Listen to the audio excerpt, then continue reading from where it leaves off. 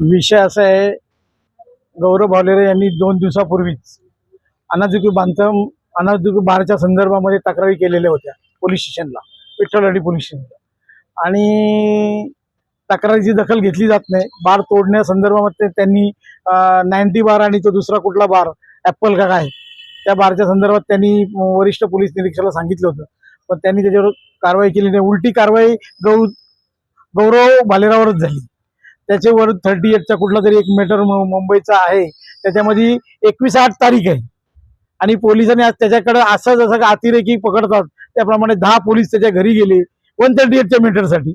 आणि PIने ते पडवळ PI आहेत, त्यांना आम्ही पर्सनली जाऊन भेटलो. त्यांना सांगितलं तुमच्याकडे एवढा क्राईम आहे, एवढे बार आहे, त्याच्या संदर्भात तुम्ही राग काढण्यासाठी हाच वेळ तुम्हाला मिळाली होती का? तुम्ही 21/8ची तारीख आहे, तुम्ही त्याला सांगू शकता, वॉर्निंग देऊ शकता का, तुम्ही जाऊन कोर्टामध्ये जाऊन वॉरंट कॅन्सल करू शकता. असं असतानाही जाणून बुजून कोणाच्या तरी दबावामध्ये येऊन त्यांनी त्याच्यावर कारवाई केली आहे, त्याला अटक केली आहे. आता त्याचे थोडं त्याला त्रास झाल्यामुळे तो ऍडमिट झालेला आहे. उद्या त्याला सकाळी जामीन मिळेल.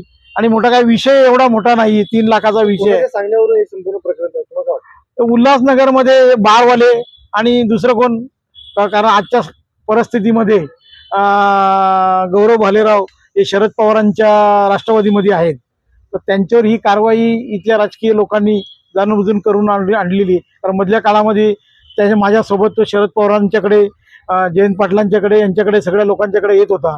ही ज्यांना हे पोटात दुखतंय त्यांनी पोलिसांना मॅनेज करून हे सर्व केलेलं आहे. पुढचं पाऊल काय असणार?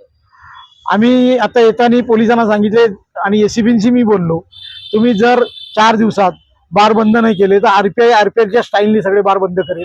आणि जे लेडीज बार आहे त्याच्यात जो दंगनाच आहे, त्याच्यामुळे जे अनाधिकृत पैसा आणि वारेमाप पैसा पोलिसांना दिला जातो त्या भागातल्या त्या पडवळांना, त्या पडवळांची कारवाई केली पाहिजे. या अनुषंगाने आम्ही त्यांच्या विरोधामध्ये गेली 4 दिवस वाट बघणार. 4 दिवसानंतर रिपब्लिकन पक्षाच्या वतीने आंदोलन छेडलं जाईल. कोणार्क, अपना शहर अपनी बातें.